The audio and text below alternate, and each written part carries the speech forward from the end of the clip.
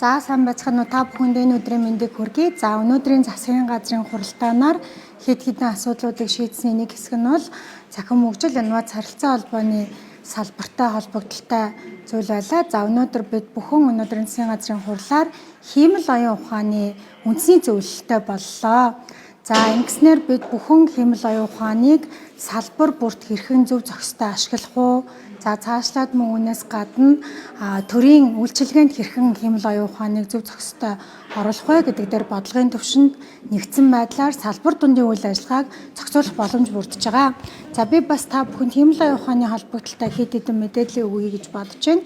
За Оксфордын их сургуулиас гаргадаг хиймэл оюун ухааны хөгжлийн индекс гэж байдаг. За энэ индексээр манай Монгол улс ер нь бол өнгөрсөн 24 оны судалгаагаас үзэхэд 188 орноос 98 дугаар байранд байсан бол хамгийн бодлогын хүрээнд буюу хамгийн чухал хэсэг буюу стратеги төлөвлөлт бодлогын баримт бичгийн хэсэг чиглэл дээр болохоор бид одоо тэг оноо авсан буюу хамгийн хагцгүй байна гэсэн ийм үр дүн гарсан. За энэ юуг харуулж байгаа нь гэхээр Монгол улс нэгдсэн хиймэл оюун ухааны одоо стратеги бодлого төлөвлөлтөй болох. За үүнийгээ цаашлаад одоо нийгэм эдийн засгийнхаа үйл ажиллагаанд хэрэгжүүлэх шаардлагатай байна гэсэн ийм зүйл гарч ирж байгаа.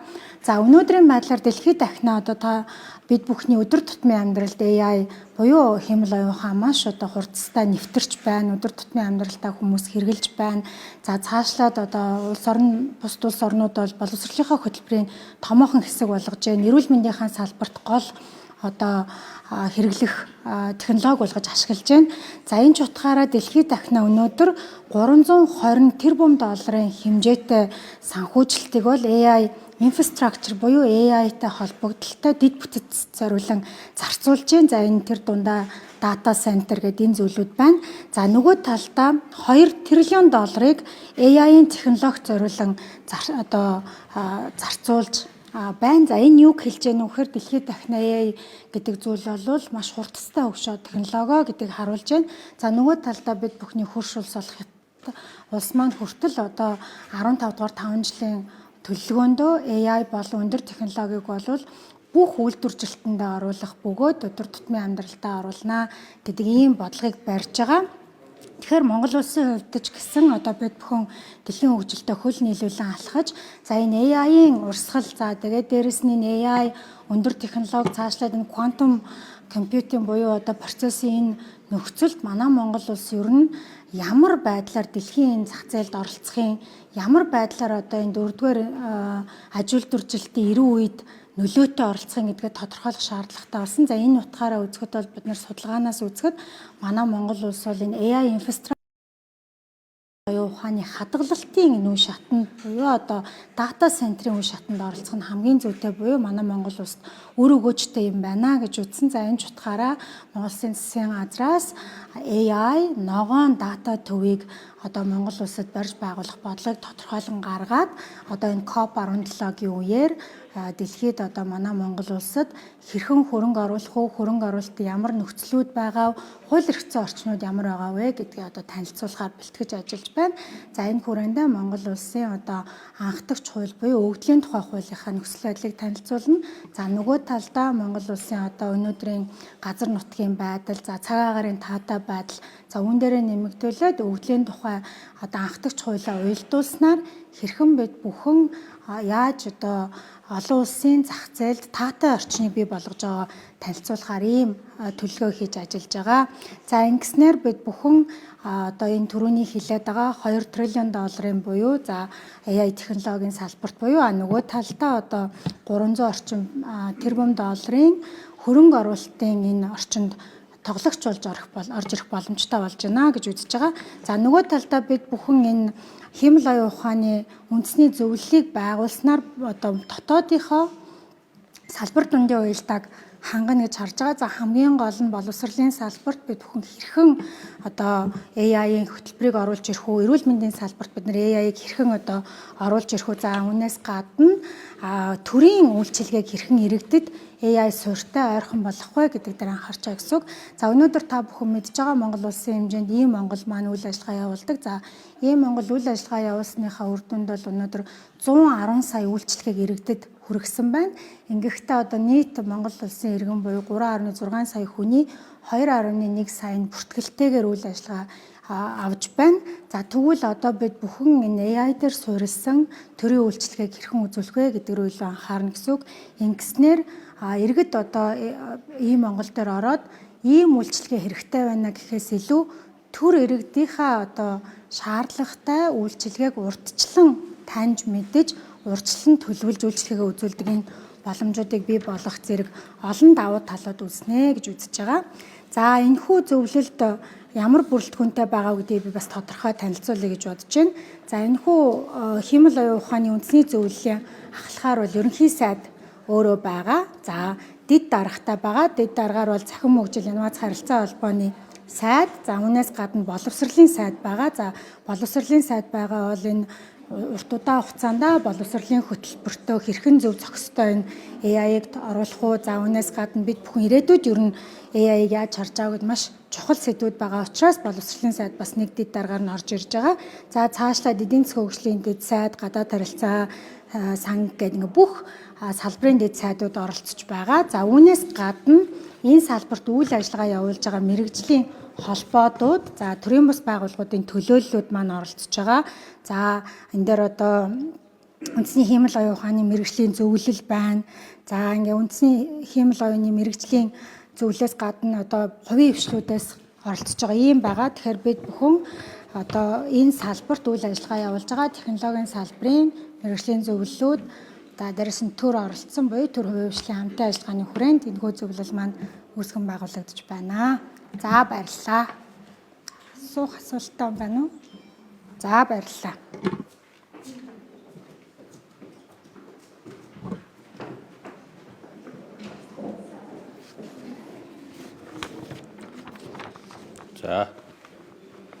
За сэтгүүлчтэй өдрийн мэнд хүргье.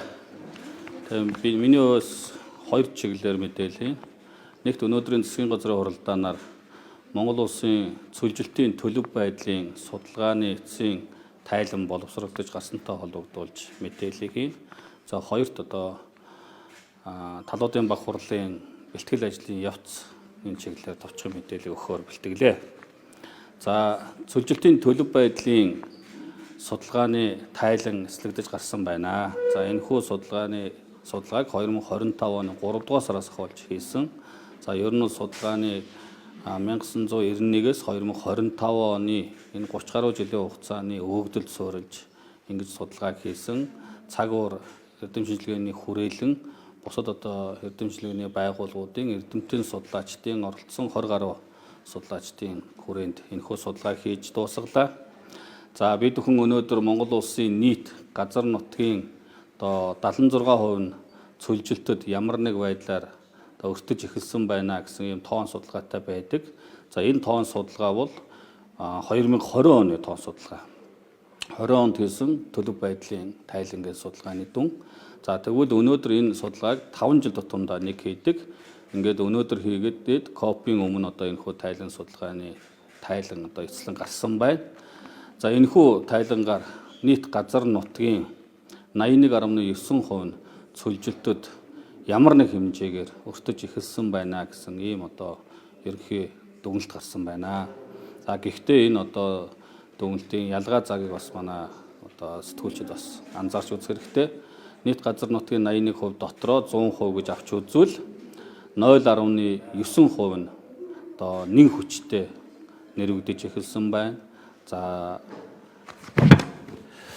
6.2% нь хүчтэй нэрвэгдэж эхэлсэн байна. 42% нь дунд зэрэг, 31% нь сул, 18% нь за ер нь бол цөлжилтөд нэрвэгдөөг байна гэсэн ийм 5 ангиллаар цөлжилтийн төлөв байдлыг судалгааны дүнгээр тайлгандаг. Нэг хүчтэй, дунд зэрэг, сул гэсэн. Тийм учраас энэ одоо тайлангийн дүгнэлт иймэрхүү гарсан байна. Энэ одоо тайлангийн дүгнэлт гарснаар ер нь яах юм бэ гэж. Энэ дүгнэлтийг гаргаснаар цаашдаа бид нар төрийн бодлого, за ер нь одоо хот хөгжлийн төлөвлөлт, за хөрөнгө оруулалтын тэргүүлэх чиглэл, төсөв хөрөнгө хуваарлалт, за бүх одоо бодлогын суур баримтчгийн одоо мэдээлэл болох ёстой гэж ингэж үзэж байна. Тийм учраас энэ судалгааны дүнг бол цаашдаа Монгол Улсын засгийн газар, Монголын төрийн бүх шатны байгууллагууд энэ одоо суур судалгааны дүнд үндэслэж одоо цаашдаа энэ цөлжилт газрын дороотлыг бууруулахад Монгол Улс засгийн газар ямар арга хэмжээ авч хэрэгжүүлэх юм бэ? Ингэхгүй бол одоо бид нар жил ирэх тусам энэ одоо нийт газар нутгийн газрын дороотлын асуудал нэмэгдэж байна. Тийм учраас одоо богино хугацаанд эрт одоо арга хэмжээ авах тусам цөлжилт газрын дороотлыг бууруулах чиглэлээр. Тэгэхгүй бол хараад цовол жил ирэх тусам одоо ган, зууд, за мөн одоо гангийн асуудлууд бол одоо төвнөөс үүдэлтэй газар тариалангийн одоо за одоо малын бэлчээр, за мөн өв сургамал, гол горих, булаг шанд гэдэг энэ бүх асуудлуудаар одоо дандаа сөрөг үзэгдлүүд бий болж одоо байгалийн гамшигт үзэгдлүүдийн давтамж нэмэгдэж гэн түүнээс одоо хохирох одоо эд хөрөнгө за мөн одоо төсөв санхүүгийн хүндрэл бэрхшээлүүд гарч байгаа. Энэ нь эргээд Монгол Улсын үндэсний аюулгүй байдал за мөн одоо орон нутгийн ард иргэдийн тогтвортой амжиргаа за мөн одоо хөдөө аж ахуй, мал аж ахуй, газар тариалан, эрчим хүч, уул уурхай гэдэг ер нь бол хамаарахгүй салбар аж ахуйд гэж байхгүй. Тийм учраас бид бүхэн ер нь бол цөлжилтөө тэмцэх талуудын баг хурлыг хийх үндсэн суур шалтгаан ч гэсэн бас үүнтэй холбоотой. Тийм учраас ер нь бол одоо цөлжилтэд нэрвэгдэж эхэлсэн одоо эрчимтэй явж байгаа улс орнуудын тоонд бол Монгол улс орж байгаа учраас энэ тал дээр арга хэмжээ авахгүй бол оройтхнэ гэдэг ийм дохио сануулга шинжилгээ ухааны үндсэлтэй тайлан судалгаанууд ингэж гарч байгаа гэдэг бас та бүхэд хэлэх нь зүйтэй. За нөгөө талаар хоёр дахь мэдээлэл КОП-ийн бэлтгэл ажлын талаарх явцсан мэдээллийг танилцуулъя. Өнөөдрийн байдлаар КОП-ийн бэлтгэл ажил үндсэндээ дуусч 95 орчим хувийн гүйцэтгэлтэй байна. За ингээд одоо бид бүхэн одоо 4-5 хоногийн дараа КОП-ийн нээлт болох гэж байна. За өчигдөр одоо КОП-ийн бэлтгэл ажлыг дотоодын үндэсний аюулгүй байдал тагнуулын байгууллагууд одоо байр байгууламжуудыг харуул хамгаалтанд авсан. За ингээд 15-нд бид нар нэгдсэн үндэсний байгууллагын харуул хамгаалтанд хүлээлгэж өгөхөөр ярилцлагуудыг хийж байна. За ингээд үндсэндээ үлдэж байгаа хугацаанд за багсаг тогтцолт, засал чимэглэл, цэвэрлэгээ үйлчилгээ, за мөн одоо туршилт, тохируулгын ажлууд, за мөн одоо энэ өдрүүдэд бас сургалтын ажлууд хийгдэж байна. За өнөөдөр бол одоо ингээ 15 цагаас КОП-ийн талбай дээр үндэсний хороо болоод 12 дэд хороодын хамтарсан өргөтгсөн хамгийн сүүлчийн уралдаанаа бид бүхэн хийх гэж байна. Үндэсний уралдааны одоо гишүүдэд за КОП-ийн бүх бэлтгэл ажлын талаар эцсийн тайлан танилцуулж за холбогдох одоо шийдвэрүүдийг гаргаж ингээд одоо ажилд төлөөлөгчдөө хүлээж авахд бэлэн болсон байна. Өнөөдрийн байдлаар одоо конвенцийн газрын одоо Индиго системд нийтдээ 7800 оролцогч нар албан ёсоор оролцохоо одоо мэдүүлж бүртгүүлсэн байна. Тэгээ эхнээсээ нэгдсэн үндэсний байгууллагын одоо ажилтан албан агч нар ирээд эхэлсэн байна. За ер нь бол одоо зочид буудал за мөн одоо Чингис хаан олон улсын нисхүдлээс ахуулаад зочдыг хүлээж авах за мөн одоо зочид буудалд нь хөргөж өгөх хурлын байр талбай руу одоо аваачих гэдэг энэ бүх одоо бэлтгэл ажлууд за мөн одоо хурал болох байрлалыг одоо бүх одоо 100% хамгаалтанд харуул хамгаалтанд авах за мөн аюулгүй байдал, байгаль цаг агаарын эрсдэл, тог тасрах, үер ус болох, гал гарах гэдэг энэ бүх асуудал за мөн одоо эрүүл мэндийн яам маань эрүүл мэндийн анхан шатны тусламж үйлчилгээ гарсан тохиолдолд хэрхэн яаж үзүүлэх вэ? КОП-ийн талбай дээр ихэд 3-4 одоо өрөөг эрүүл мэндийн анхан шатны тусламж үйлчилгээ үзүүлэхэд бэлэн одоо тогтчуулж ингэж ажилласан байна. За онцгой байдлынхан бие бүртгэгнээр ажиллаж байна. Цагдаа харуул хамгаалтын хүч хууль ёсны байгууллагууд бүртгэгнээр ажиллаж байна. Гэхдээ ер нь л одоо КОП-ийн бэлтгэл ажлууд 100% үндсэндээ хангацсан гэж үзэж болохоор байна. Ингээд үлдэж байгаа хугацаанд бид нар бодлогын баримт бичиг, хэлэлцээр дээр суух, хэлэлцээрээс гарах шийдвэрийн төслүүд, за мөн одоо 12 хоногийн туршид одоо сайт эвентүүд буюу зэрэгцээ арга хэмжээнүүдийн хүрээнд хийгдэх хөтөлбөрүүд түүнд Монгол улсын оролцоо, эрдэмтэн судлаачдын оролцоо, төр хувийн хөгжлийн оролцоо, малчдын оролцоо, залуучууд одоо эмэгтэйчүүдийн оролцоогоо хангаж ингэж одоо ажил үлдэж байна. Тийм учраас одоо бүх хөтөлбөр төслүүд одоо үндсэндээ гарч дууссан гэдэг бас хэл мэдээллийнхэндээ хэлье. За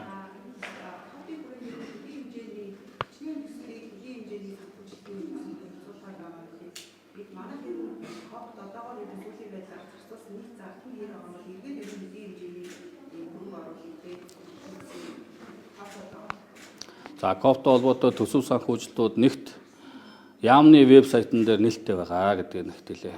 За би дахин одоо сэтгүүлчдэд 2 дахь удаага мэдээлэл хийж байна. КОВ-той холбоотой төсөв санхүүжилт улсын төсөв дээр тавигдсан төсөв 250 орчим тэрбум төгрөгийн зардал гаргаж байгаа. Шууд улсын төсвөөс.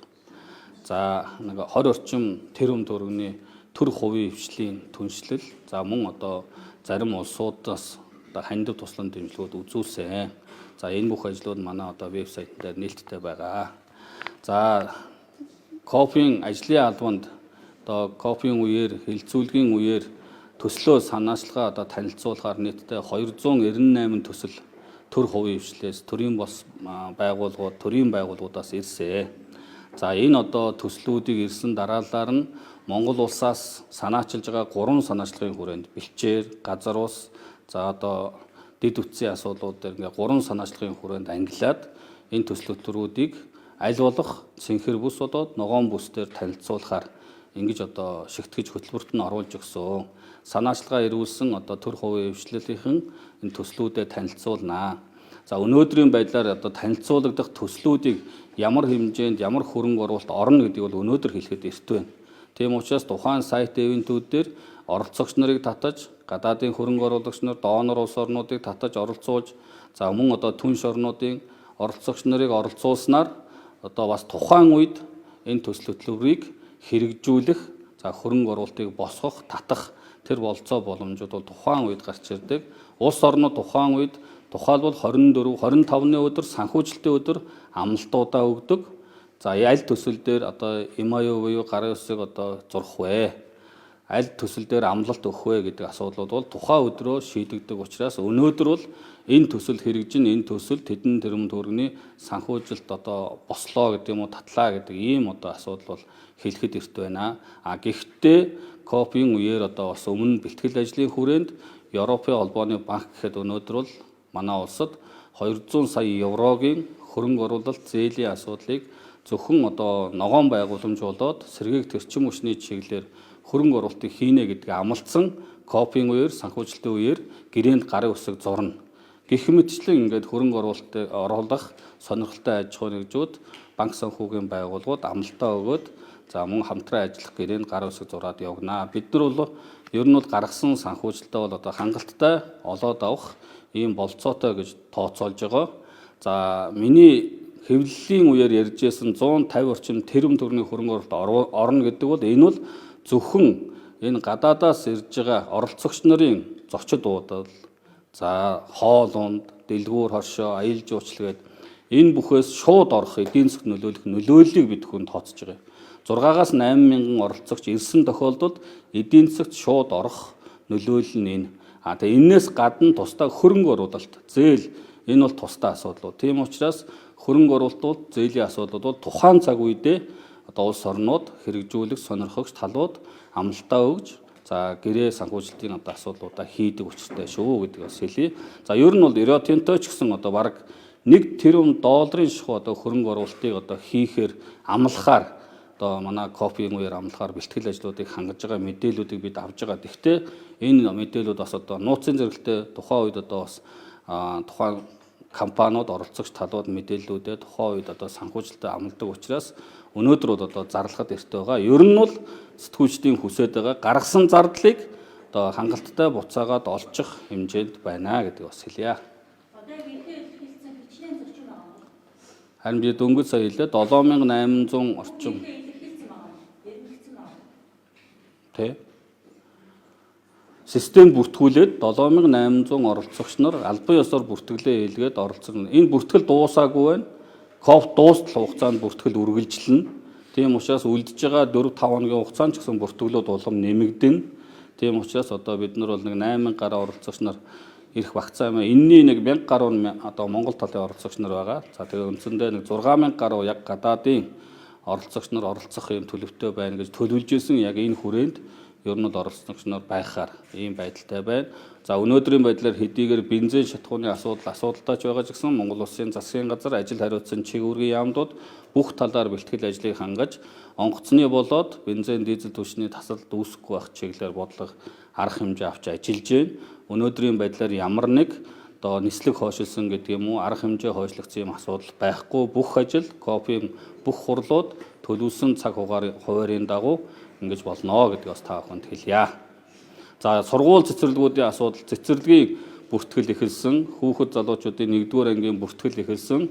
За 28-ыг дуустал хугацаанд бол одоо 5 дүүргийн 73 сургууль 60 цэцэрлэгүүд дээр ямар нэг одоо эцэг эхчүүдийг цуглуулсан олон нийтийн бүртгэл судалгааны ажил хийгдэхгүй, бүх ажлуудыг цахимаар хийгддэг чиглэлийг боловсролын ерөнхий газар, боловсролын яамнаас үүрэг болгосон байгаа. Тийм учраас одоо сургууль цэцэрлэгүүдийн үйл ажиллагаанд бүртгэл дээр бол ийм байна. За 9 сарын 1-ээс бүх хичээлүүд бол одоо цагийн хуваарийн дагуу анги танхимынхын байдлаар одоо хичээлүүд бол хуваарьт өөрчлөлт орохгүй гэдгийг хэлье. За хурал болох талбайн дүнжин гаруй худалдааны төв, нарантуул худалдааны төвүүдийн үйл ажиллагаа бас хичээл сургуультай холбогдуулаад одоо эрс хөдөлгөөн нэмэгдэг. Үүн дээр дүнжин гаруй худалдааны төв, нарантуул худалдааны төвүүдийн цагийн хуваарьт баг зэрэг өөрчлөлт оруулж, өглөө нээх цагийг жоохон хойшлуулж, за орой хагас цагийг жоохон татаж ийм одоо зохицуулт хийж байгаа. За мөн зогсоолуудыг чөлөөлөх ийм зохицуултыг зам тээврийн яам, хотын захиргаа хамтарч хийж байгаа. Дүнжин гаруй худалдааны төв дээр ирж байгаа 17 чиглэлийн нийтийн тээврийн маршрут байгаа. Тэндээс дүнжин гарын худалдааны төвийн зогсоол дээрээс КОП-ийн талбай хүртэлх энэ одоо байршил руу богино одоо 90 үн төлбөргүй автобусууд явагдана. Тийм учраас одоо ард иргэдийг энэ автобусаар нөгөө талаар ногоон бүсэд оролцогч нар бол цэцэрлэг түрээлэнгийн зогсоол дээрээс 2.4 км замаар гольф картаар үн төлбөргүй үйлчлүүлээд ногоон бүсэд нэвтрэх эрхтэй. Энэ дээр бол ямар нэг мандат итгэмжлэл шаардлагагүй.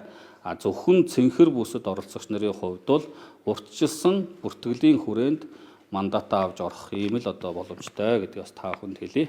За надтай хамт одоо манай яамны харьяа агентлаг ус цагур орчны шинжилгээний газрын дараа батлага дарга байна. Цүлжилтийн одоо бас төлөв байдлын тайлан судалгаанаас бас нэмж тодруулах асуулт байвал бас хариулахад бэлэн байна. За бас баярлалаа.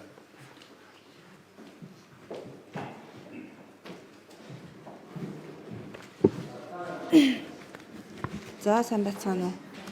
Та бүхэнд өнөөдөр Монгол Улсын засгийн газрын хуралдаанаар гаргасан 3 шийдвэрийг товчхон танилцуулахаар ирсэн. За нэгдүгээрт нь бол 2026 оны 8 сарын 10-ны өдөр Монгол Улсын ерөнхий сайд учрал болон холбогдох сайд нар Дорногов аймгийн нутаг дэвсгэрт бүтээн байгуулалтын ажил явагдаж байгаа нефть боловсруулах үйлдвэрийн ажлын үйл явцтай танилцсан. За хоёрдугаарт нь мөн 8 сарын 8-ны өдөр буюу энэ Бямб гарагт нефтийн бүтээгдэхүүний агуулгыг өргөтгөх, хүчтгэх ажлыг төслийг хэрэгжүүлж байгаа хоёр талбай дээр мөн учрал сайд, ерөнхий сайд болон салбарын сайд, сангийн сайд нар ажилласан байгаа.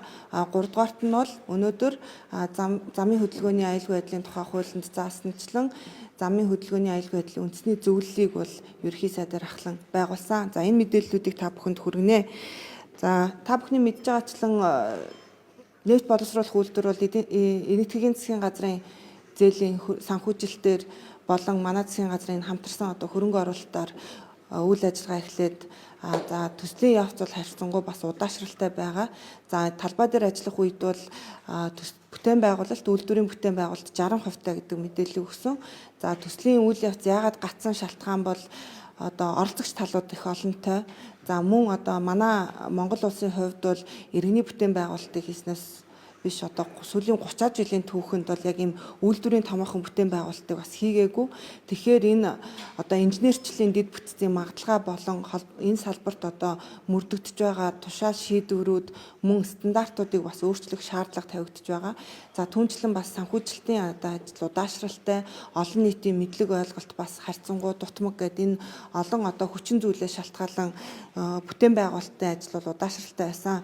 За ерөнхий сайд энэ талбайд ажиллах үеэрээ үндсэн одоо 14 заалт бүхий одоо үүрэг даалгаврыг холбогдох сайд нар эрх бүхий одоо байгууллагуудад өглөө.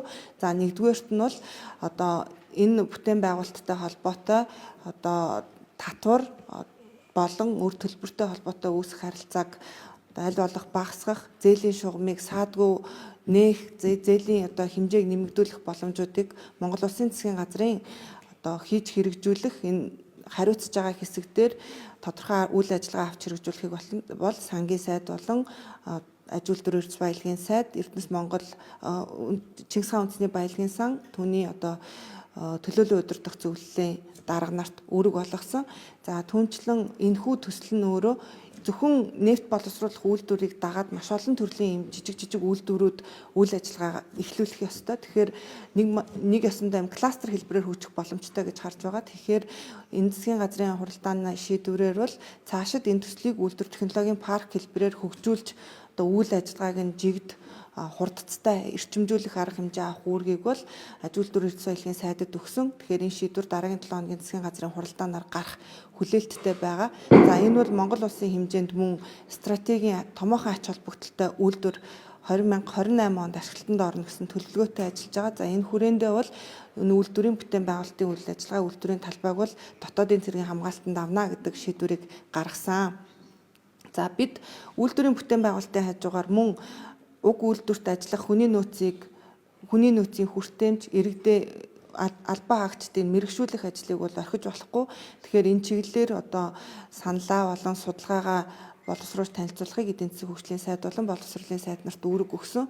Тэгэхээр 2028 онд үйлдвэр ашиглалтанд ороход энэ үйлдвэрт ажиллах боловсон хүчнийг бол зэрэгцээд бэлтгэх одоо шаардлага бол энэ сүүл одоо 2026-28 оны хичээлийн жилд бол тавигдана. Тэгэхээр энэ чиглэлээр бид нар хүний нөөцөө бэлтгэх ажлаа бас мөн тасралтгүй авч явж байгаа.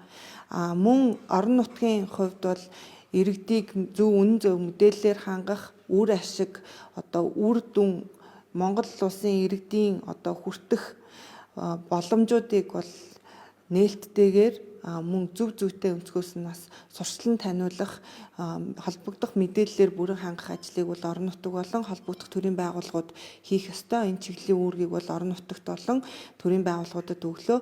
За түүнчлэн яг энэ бүтээн байгуулалт хийгдээд ирэхээр хамгийн том хүндрэл бол төсөл хэрэгжүүлэгч нартаа юу гэдэг вэ гэхээр төсөл эхлэхээс ахуулаад дуусах хүртэлх шатны альва төрлийн одоо зөвшөөрөл төрийн байгууллагуудын бичиг цаас мөн одоо тодорхой төрлийн шийдвэрүүд хүсэлтүүд байдаг. Энэ чиглэлээр хүндрэлтэй байгаа асуудлуудаа бол үйлдвэрийн маань захирал танилцуулсан. За тэр чиглэлээр бол шаардлагатай дэмжлэгийг үзүүлэх, эрүүсэн хүсэлтүүдийг шуурхай шийдвэрлэх үүргийг бол эрх бүхий байгууллагуудад өгсөн.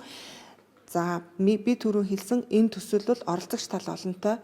Тэгэхээр ерөнхий сайд үйлдвэрийн талбайд ажилласан ажлынхаа хүрээнд бол энэ төслийн хэрэгжилтийн явцыг сар бүр 7 хоног бүр өөр дээрээ сонсно. За тэгээд гацж байгаа асуудлуудыг шийдвэрлээд явна гэдэг үүргийг бол өгсөн. Өмнө нь бол дандаа энэ салбарын сайдаар ахлуулсан ажлын хэсэг гараад салбар дундын уялдаа холбоог хангана гэдээ ажиллаж исэн боловч одоо оролцогч тал олонтой улмаас байгууллагуудын хоорондын болон одоо салбар хоорондын уялдаа холбоо дутагдах асуудлууд бол байсан. Тэгэхээр энэ одоо саад бэрхшээлийг бол ерөнхий сайд өөрийнхөө хажууд аваад өөрөө сар болгон 7 хоног болгон явцтай танилцаж ингэж гацааг тгийг арилгана гэдэг энэ шийдлийг бол засгийн газар дээр танилцуулж холбогдох сайд нарт чиглэлийг өглөө.